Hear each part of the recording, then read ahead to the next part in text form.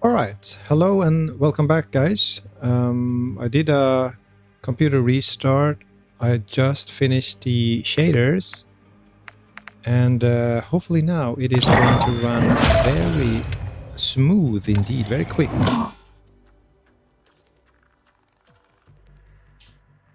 Okay, so let me see here. So if I check my active duty operators, they are all good. This guy is good. Alright then, so I can continue with this dude here. What's his name? Fender. So I did buy this operator to be able to get a two-plater when each time I start the game. If I am dead, I'll always start a game with a two-plate armor. So a little bit, DMZ bonus effect. Call it pay to win if you like, but that's what it is. There is other operators that will give you a UAV, way more powerful. Okay, so I'm gonna try to go to the firing range. First of all, 37. I think that's my gun. Yeah, that is my gun. Also, now I have the damn shotgun and my sniper is gone. Okay. Because it got glitched out. Because I remember I had this one, the bomb burst and my signal 50. So then I went into the game and I tried to, get back my lost insured weapon even. And then I did get like a duplicate of the sniper. So I did lose the shotgun, the bomb burst. But now it's back.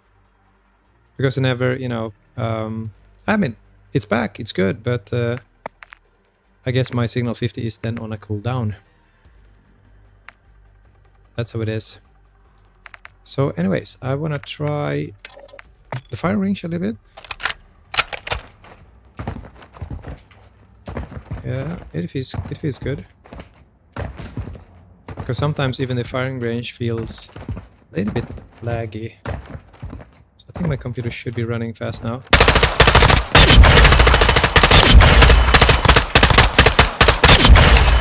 Now, oh yeah, let me just double check that I am running a mild tune, a soft tune for my graphic card, because I don't want to be having any crashes. And yes, it's very, very mild here. No VRAM tuning, only a little bit of clock, which I don't even need, but it should definitely not be the cause of the GPU tuning if we are getting a crash. Okay, so what we got here? We got one RPG, that and that. I will destroy this, and I then have an option to bring in my the sniper again. I do like that sniper actually. It's fun to use, so I probably will bring it back. I do like this Akimbo too. They're all good guns. But I already have the shotgun, so if I bring this in, then there's no need for the shotgun, obviously. Now, if we had a legit player and no cheater, it would have been so nice to try movement and, a little bit of skills to get him. But I mean, a cheater, you just show up, he will down you. No matter how quick you are, if you're close. You're far running around like this, those shots will miss because you're not standing there anymore. Yeah, I actually was wanting to jump and see. So this is the center. Each time I run, you can see that the cross even move backwards. It's expanding, so it's getting bigger, wider, and obviously when you jump, it's even bigger than while you move. So jump and do this. I think if you're close, like I did jump and hit that one, but it's not as easy as not jumping. So you could be, jumping from a roof down to a player. You don't need to wait until you land. Let's see, you're on a roof and you're jumping down. You might be able to break the first shot on him, and then you land and you can try to finish him off. It's a good build. I do like it.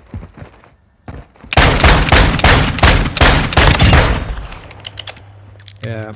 Now I've noticed if you're using, especially this akimbo, firing left and right, you can see that it's expanding that the aim is getting wider, so less accurate. But if you do this and then you wait, it's going to center again. So rather than boom, bam, boom, we might not be able to see the bullet holes now. Maybe I have a setting. I don't think I have the bullet spray on. Let me just double check that one. Should be on. Or maybe it's on, but missing a bullet. Where is that even? Did I miss it? I think it's here. Is it the first setting?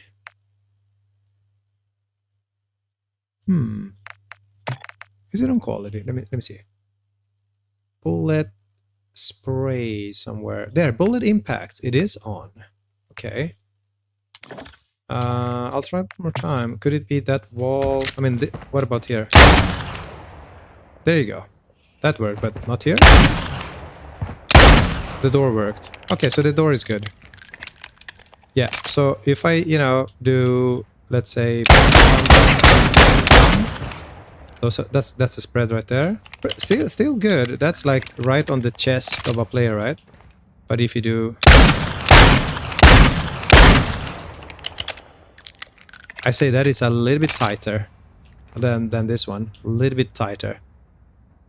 Which is definitely gonna do more damage, especially if you aim for the head of the player. Now that's pretty far away for one akimbo, so if he was, even this distance here, like this wall here, like that O over there. Oh, there's no holes here. Yeah. Anyways, it's better to... No holes there too? Then it's gonna be difficult to demonstrate. But anyways, this is a good build, and I believe I prefer to shoot, both left and right mouse trigger same time to be able to do this, rather than, left.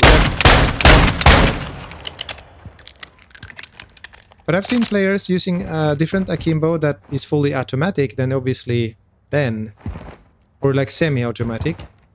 This is a revolver, so then they will do that. Now that worked on that, but it won't always work on a player because you can see if you look at my aim now, it's really wide, almost like like I'm jumping, or even more than jumping.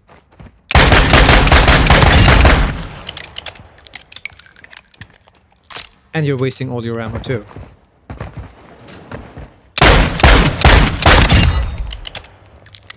But yeah, I believe if you're super close, point blank, you could definitely get him. I think we're gonna run the akimbo. So if I run the akimbo, I'll swap that to my akimbo. I cannot. Why? Well, what if I take it here and then... Oh, it's full. That's why. Well, I don't want the shotgun. So I will swap this for a sniper then. If I have a couple of snipers. Who's online, by the way? I guess I'll be playing with randoms. So, that is a blueprint, Thunder's Call. There will be some kind of, what's it called now again? When I aim, there will be a lot of like lightning and shit on the scope, and some people might think that is cool, but it could be also affecting your visuals around you a little bit. Prefer to not bring that one in. How about this one? I mean, this blueprint looks good, but I don't have more than one of these. Sometimes it's nice to just keep them and have it like a museum, you know? Or like a showroom. Now I do want one sniper. I don't think the necrotics are the best. Well, they are doing decent damage. But explosive rounds is something I will probably change right away. This one has high velocity and a rangefinder, so good for long range snipes. I might bring this one in. MCPR. Okay, that's with a long barrel, but you will not have high velocity rounds. So this one will need to. You need to go to the gear bench or to the gunsmith, and at least put on the high velocity, and maybe even a suppressor would be good. Intent and impact. How about that one? Okay, this one has everything except the high velocity. So then again, if I'm doing long range shots, now the issue is not that I'm not going to reach my target. I do have, you know, the rangefinder, but there will be a bullet drop. So if your muscle memory is used to a long range sniper, you're just aiming tiny bit in front of a vehicle, this one will not hit if he's far away. Difficult to use is another word. What about this one? Hunter. Okay, that's a different hunter. Okay, I think I will use the... I got a few more. Heat source. It's playable. But I believe this one is excellent if you're playing on Vondel or Ashika, where it's a bit, you know, the weather could be foggy or heavy overcast. But it would work. It would work. Now this one is very good, except it doesn't. Is that 1, 2, 3, 4? It doesn't have the high. You know what? Was it this one? Count me in. Yeah, it was this one. One attachment needed. Pretty cool. This is a blueprint, obviously. Explosive rounds.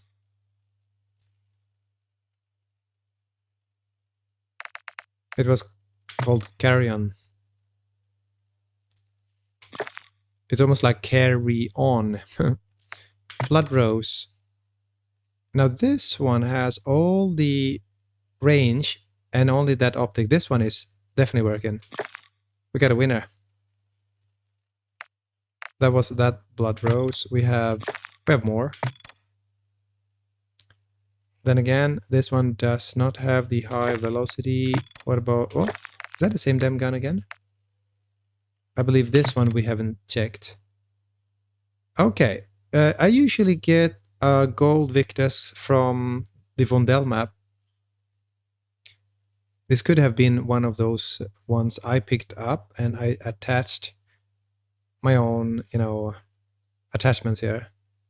This one is definitely not bad. It has all the long range attachments, but if it's from Vondel, but it says Pro here, so I'm not sure if it is Pro tuned from Vondel, or usually I think the Pro tune would disappear if I pick that weapon up and I start to modify it. I think the Pro tune is when it's more like a blueprint. But it says here thermal target identification, and we do. Do we have that on this optic? I don't want any thermal if I go to Almazra. So I think I will go with this Blood Rose, which will be a safe bet. Yeah, this one it is. Boom. Okay then. I do have a haunted box now. I lost it a couple of days ago, and now it's back again. Alright, tear gas. I only like to use it against a cheater. I don't like to use it against a player because I want to be aggressive and I want to go in close. And if I pop this tear gas, I can't go in there myself. So I'm playing with randoms now, and I don't know if they will understand or even do what I tell them. If I'm popping a tear gas, they are supposed to go in there because my teammates won't be affected by the tear gas. But if I do it and nobody jumps in, then the enemy is just going to recover and he's going to continue again. So I might try something else. I might just go stun.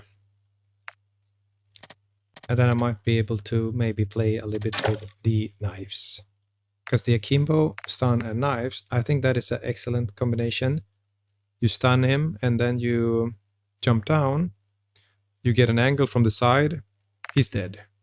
If you're stunning the player from an angle where you can rotate and be on the side, well, he's looking straight and you are on his side. So there's no way. But you have to be quick. You can't be stunning him and then wait 2-3 seconds and then move. You have to be ready to move as you stun. And if you see that the stun took action, then you're right there. But you know, you gotta be quick. So here we go. We're gonna play with some squad fills on. And I am going to play Al-Masra. I'll be on an open mic on Call of Duty. People are more cool, you know, on Call of Duty with a mic. Like I heard people on Arc Raiders, they'd be like, shh, shh. Almost like didn't like you when you used a mic or something. So yeah, Arc Raider players are definitely not aggressive FPS players. It's a different kind of a game. So I can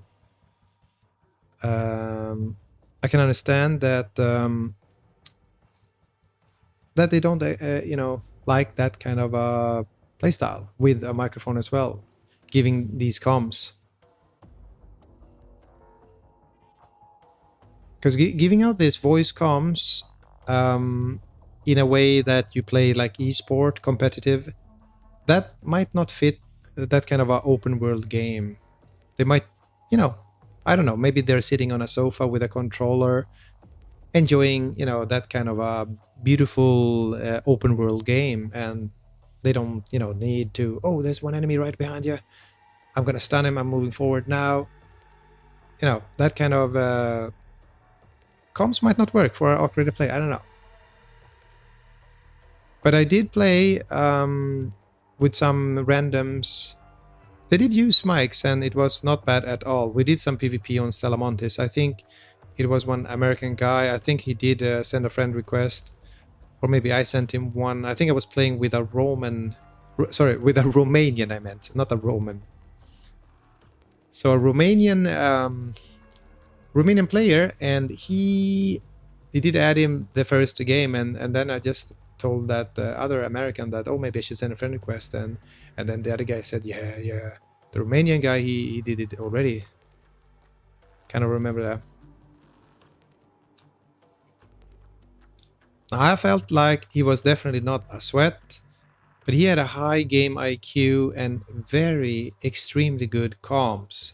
He would always tell me if a player, you know, were pushing, or if a player escaped, or if a player were firing at him. Like, he always gave that information, and that information is very useful if you play any competitive shooter game, because you want to know what's happening. You can't be looking 360 all the time. You might be looking at one player, but you don't know what's happening behind you. And if your teammate is telling you someone is pushing up on you behind you, well, that's a warning, and you should do whatever you want with that warning. What I would do is always, depending on the situation, if I am in a room where I can't leave and there's only one door in or out, well, if he's telling me someone is coming, well, what you got grenades, you got Semtex, you got to do something, or you are going to wait all the time until they open the door. When they open that door, they might burst in there, 2 or 3 of them, and then you're dead man. So this kind of comms, you know, warnings, tacticals, defense, it's all good, and it's very important.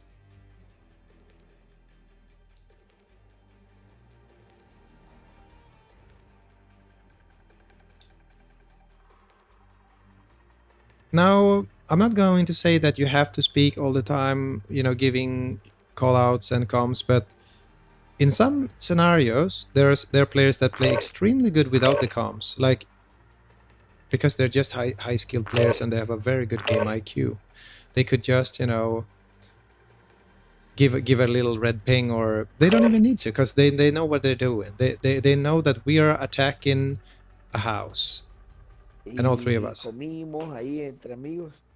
Hey, what's up? Hablo español. Hola, amigo. I don't think those are my teammates, by the way. I just had some Spanish guys coming in here and saying, hola, amigo. Yeah, these are different ones. I think the Spanish or the Latin, you know, speakers, they're some cool people.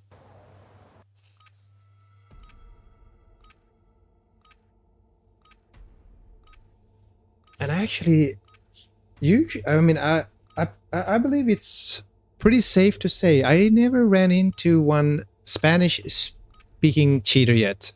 There might be some